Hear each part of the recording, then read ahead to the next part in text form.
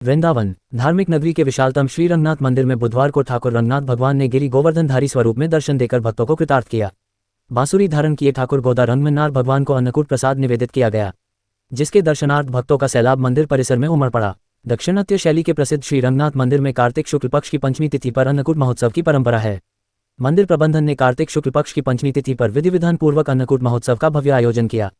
प्रातःकाल से ही मंदिर के सेवायत विद्वानों द्वारा तैयारियों को अंतिम रूप दिया जा रहा था। दोपहर 1 बजे जैसे ही धूल गोले की आवाज के साथ दर्शन खुलने का संकेत हुआ। रंगनाथ भगवान की जय जयकार से मंदिर परिसर अनुगुंजित हो उठा। सेवायत विद्वानों द्वारा वैदिक मंत्रोच्चार से ठाकुर जी की आराधना की गई। गिरी गोवर्धनधारी स्वरूप भगवान की कुभारती उतारकर अन्नकूट प्रसाद निवेदित किया गया।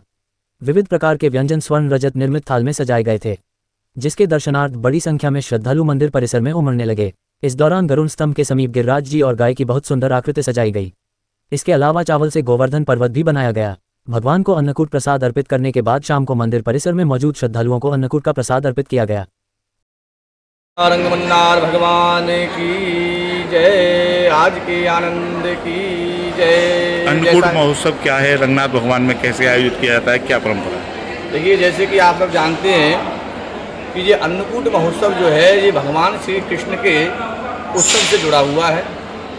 सभी ब्रजवासियों ने भगवान कृष्ण की बात को मान करके श्री गिरिराज भगवान को अपना देवता मान करके 56 भोग लगाया था। बोले जो सामग्री इंद्र के लिए बनाई जा रही थी ब्रज में, तो भगवान श्री कृष्ण ने कहा कि पूजा करनी है तो जो गिरिराज भगवान है, जो हमारे गोधन की रक्षा कर रहे हैं, जो हमारे गोधन की रक्षा करते हैं, उनका भोग लगाया जाए। तो सभी ब्रजवासी जन श्री कृष्ण की बात को मान करके श्री गिरिराज महाराज की शरण में जाते हैं और कहते हैं गोवर्धन सबसे बड़ो जाते बड़ो ना कोई, और जो जाकी सेवा करे पूजा करे बाकी सफल मनोरथ होए। तो ऐसे भगवान ने जब महत्तम बताया गिरिराज भगवान का, सब ब्रजवासी शरण में आकर के, और अब जो प्रसादी बनाई थी वो गिरिराज भगवान के द्वार पे लगा करके भोग लगाया, और गिरिराज महाराज ने बड़े प्रेम से पाया, क्योंकि ठाकुर जी भाव का भूखा है। ब्रजवासी बड़े भाव से ठाकुर जी का भोग लगाते हैं। तो आज भी वर्तमान में भी ये परंपरा बनी हुई है ब्रज में, और जो ब्रज में जो बड़ा ही प्रसिद्ध और प्राचीन श्री रंगनाथ मंदिर है, जहाँ आज आप दर्शन कर रहे हैं श्री गोदा रंगमन्नार भगवान का। आज देखिए श्री गोदा रंगमन्नार भगवान श्री रंगनाथ भगवान आज गिरिराज भगवान को अपनी उंगली पर धारण करके, और श्री कृष्ण ही के ही स्वरूप हैं वो। और आज देखिए सुंदर 56 भोग का आज सुंदर आरोग रहे हैं, प्रेम से भक्तों के द्वारा लगाए गए भोगों को आरोग रहे हैं।